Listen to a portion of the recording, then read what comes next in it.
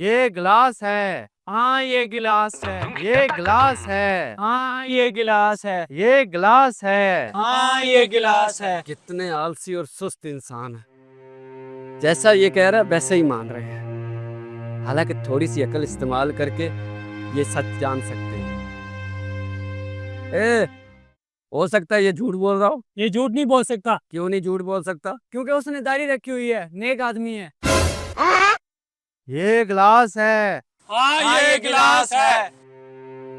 इसी तरह कौमें तबाह होती है। ये लो 5 लाख। तुमने लोगों को गिलास की जगह जग बताना है। तुम मुझ जैसे नेक आदमी को खरीदने की कोशिश कर रहे हो, शर्म आनी चाहिए तुम्हें। ये लो 10 लाख।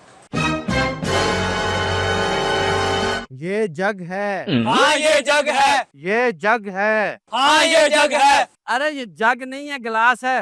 और तुम लोग अपनी अकल क्यों नहीं इस्तेमाल कर रहे? ये झूठ बोल रहा है। इनको सच्चाई का नहीं पता चलना चाहिए। इसने तुम्हारे लीडर की तौहीन की है। इसने तुम्हारे आका की गुस्ताखी की है। मार दो इस गुस्ताख को। और मैं तुम लोगों को बता रहा हूँ, सच बता रहा हूँ। गुस्ताख है ये, मार दो।